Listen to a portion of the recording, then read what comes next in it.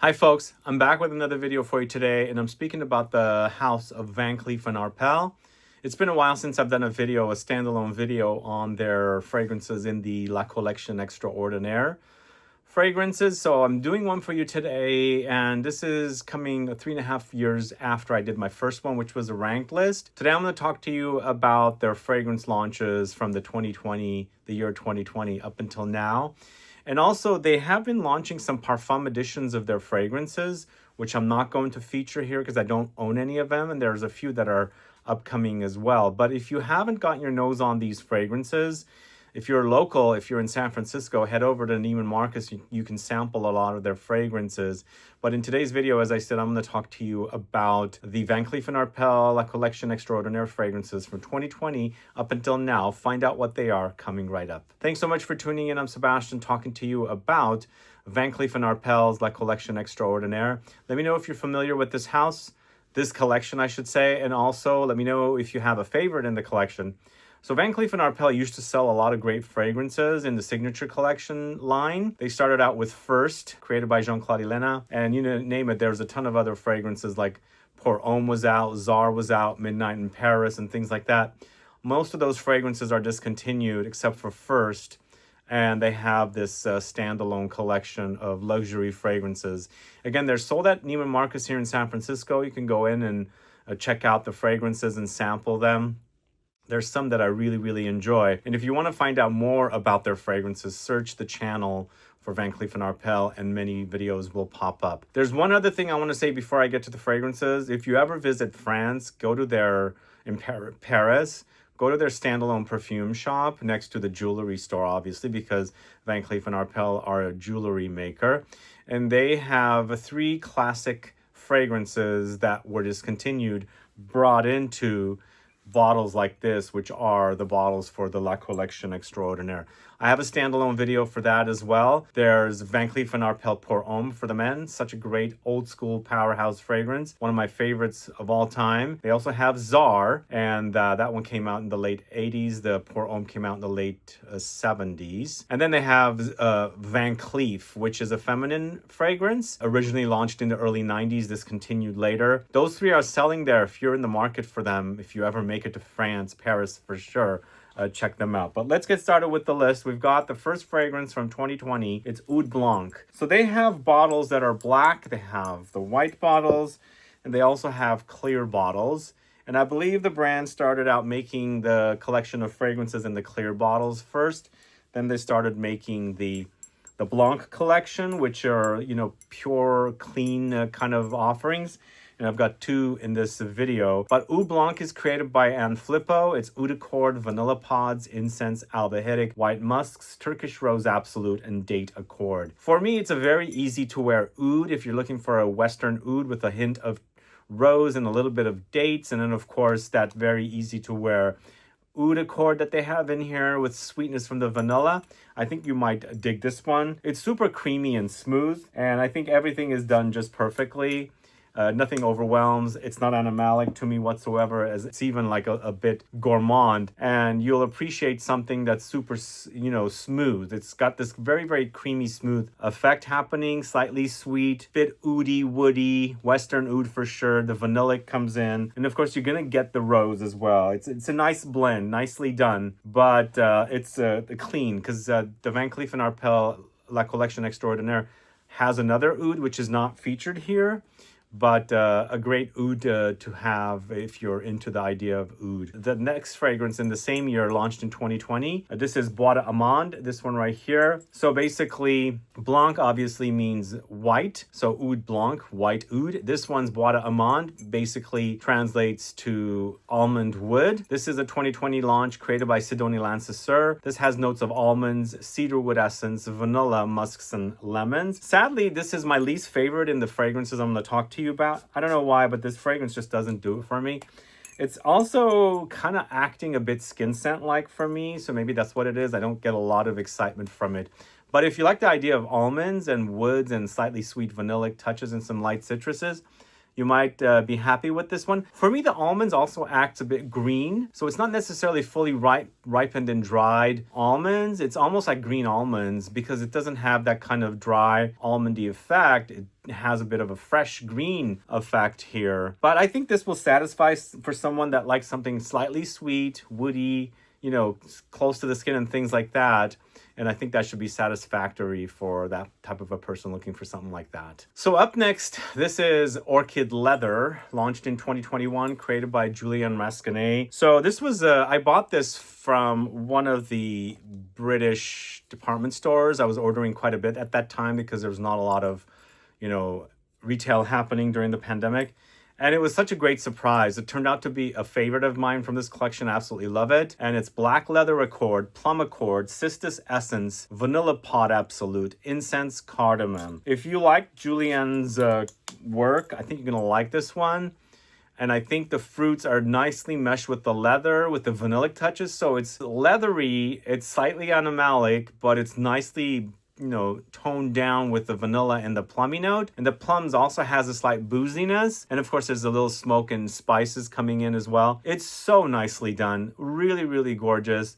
If you like the idea of plums, this is definitely one you should try, even though it has the leather.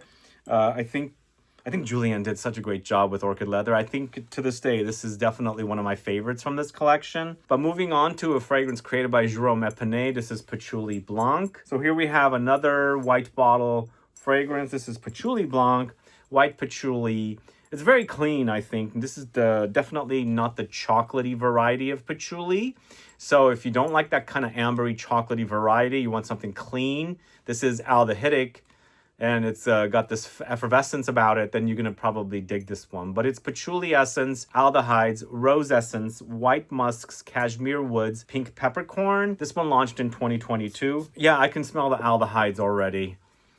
Very aldehydic, but aldehydes has an effervescence about it, but also has a laundry-like effect. So there's a cleanness about it. So it's white, obviously patchouli blanc. So it's cleaned up patchouli for me, basically. You still get the basic DNA of patchouli, but it's so refined and smooth and clean and totally reminiscent of the work of Jérôme Epinay. I mean, if you're familiar with his creations for Byredo, this would kind of remind you of some of those because this looks like some of his creations for Byredo.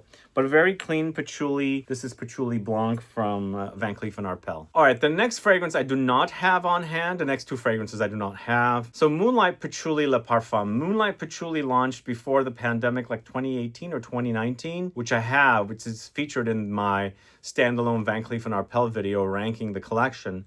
But Moonlight Patchouli Parfum launched in 2022. I haven't been able to find a bottle, but it's super amazing. I've smelled it. I absolutely love it. And I feel like if you like the original Chypre style patchouli rose combo, but very dark, you probably will enjoy the parfum even more because it's just super concentrated. And the next fragrance is called 22 Vendôme, launched in 2022. Again, this is, I think, an exclusive fragrance that was created for the boutique. I don't know why I never bought this one. I smelled it there. It reminded me of, I think it reminded me a little bit of Neroli Amara because it's created by Canton Biche, once again, who's done several fragrances. I don't own it. It's a beautiful bottle. It's a clear bottle, but it has some, design work on it. And I wish I bought it, but I haven't yet.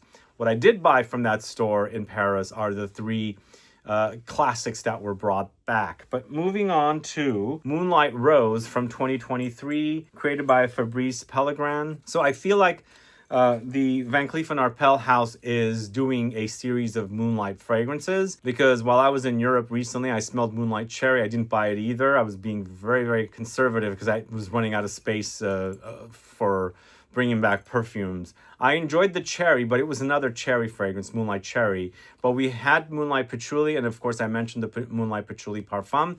Now we have Moonlight Rose in 2023, launched, created by Fabrice Pellegrin. This is Bulgarian Rose Essence, Patchouli, Taif Rose, Pink Peppercorn Essence, Geranium Essence, Raspberry Accord, Oak Moss. So I think in the end, it's once again kind of in the Chypre style, but this goes a bit fruity because we've got the fruitiness of the raspberry accord here, but definitely giving a Chypre style effect. I'm also getting like saffron in here. I'm not sure why, but there's a little bit of a saffron effect. I took the notes down from the Van Cleef & Arpels website. There's no mention of saffron. Could be the oak moss tricking my nose. It's giving me a bit of an oudi vibe as well. So Moonlight Rose kind of takes me into a bit of a Middle Eastern direction, even though there's no mention of the saffron or the oud. But it's quite nice, I think. Fabrice did a great job. I still prefer Moonlight Patchouli because this does remind me a little bit of Moonlight Patchouli, but so different. And up next, we've got a fragrance called Thé Amara, also launched in 2023. This is created by Nadège Le Garland-Tezek. I hope that's how you say her name. I don't know if I'm pronouncing it correctly. But if you like tea and fragrances, you're probably going to like this. It's super green, aromatic, spicy, very, very fresh with the tea and cozy. And there's a hint of rose that comes in as well. It's green tea, green bergamot, peppermint, pink peppercorn, rose concentrate, cedar, white musks, cashmeran, and sweet pea accord. Do you guys like that note of sweet pea? You know, off of the vines, it smells really great and green. So I feel like it accentuates the greenness in this Thé Amara. But this is a super fresh fragrance, so fresh that you need heat to really have this fragrance come alive. So wear this in the heat of the summer because not only is it cozy and relaxing and very, very smooth, it's very invigorating as well. It's got those really, really sparkling notes in here that start off the fragrance really gorgeously. The pink pepper comes up as well, and also the peppermint. So it's a minty, green, aromatic, herbal, but super, super great. I think anybody into green tea fragrances should enjoy Thé Amara. Then we're going to a fragrance launched in 2024, created by Jordi Fernandez. It's Encens PRECIEUX, this one right here. Man, I keep seeing Jordi Fernandez's name come up quite often. What do you guys think? Are you a fan of his creations? He did one of my favorite fragrances of last year. This was also a favorite of mine, but I enjoyed the other one a little bit more. The other one is Tonka Hysteria. So this is a 2024 launch created by Jordi Fernandez. It features notes of incense, leather accord, black and pink pepper, myrrh, tobacco, vanilla. And it's a really super fine incense fragrance. Really nicely done, I think.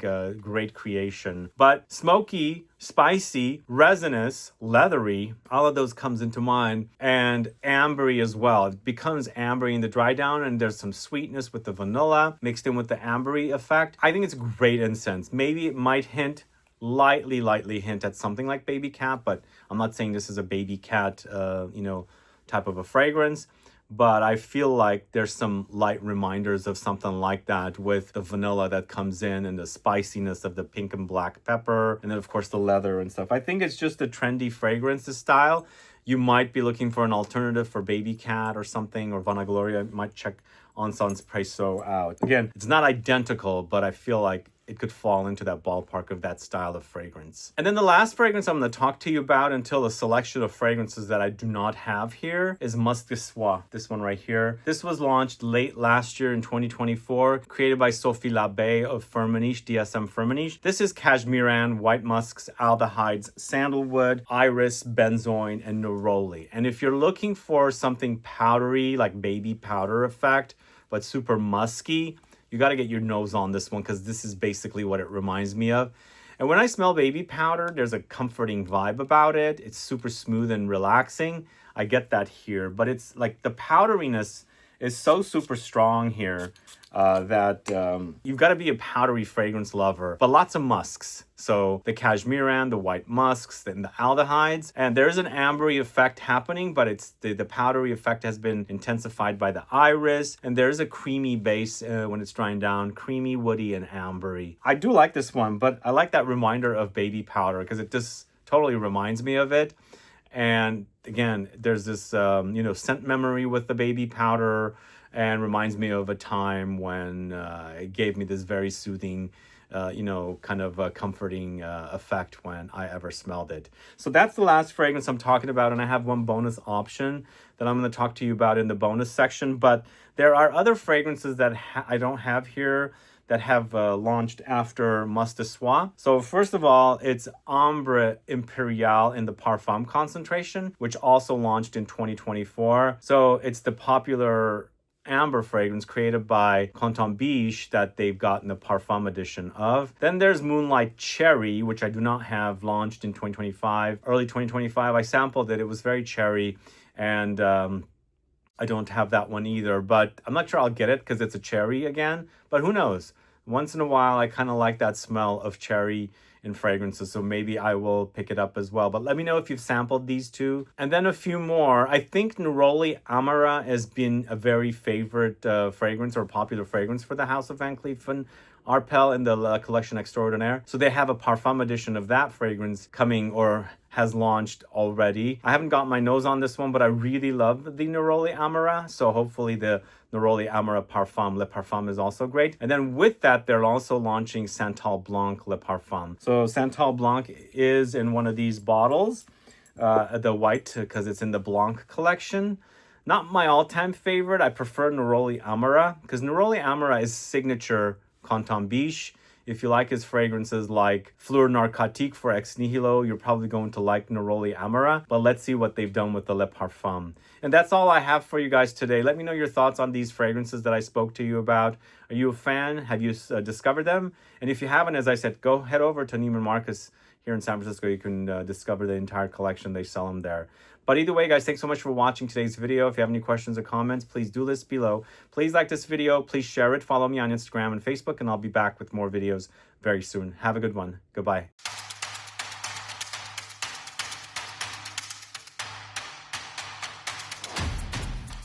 All right, as a bonus option, I do have one fragrance that I recently picked up, but this did not launch since 2020. It was launched later, like earlier, I should say, not later. But I discovered this at the end of 2022 when I took a trip to London and Scotland. It was around Christmas time, and I actually discovered it for the first time at Harrods, at the downstairs, not upstairs, downstairs where all the fragrances are, and the fragrance, I forget the name, what they call it. But this is Rêve de Cashmere, this one right here. So this is in a larger bottle, but it is still 100 ml or 125 ml. Is that what the price? Yeah, this is 125 ml, whereas these are 75 ml. But I've been really digging cashmere in fragrances. I like the powdery muskiness that it provides. And this is a 2017 launch. It came with a trio of fragrances. I believe there's also an incense, and I can't remember what the third one was. But this one features notes of black vanilla, soft cashmere, smooth leather, heliotrope, sandalwood, Indonesian patchouli, jasmine, Calabrian bergamot. Let me know if you're a fan of this one. But again, it's super powdery, but sweet and vanillic, leathery under there as well. That heliotrope that's in here accentuates the powderiness, throws in a slight almondy effect in there, but overall it's quite creamy. Like the sandalwood in here is quite creamy. So this combination is super smooth and cozy. So if you're looking for this kind of a cozy, musky, powdery effect, definitely check out this one. It's Rêve de Cashmere from the House of Van Cleef & Arpels.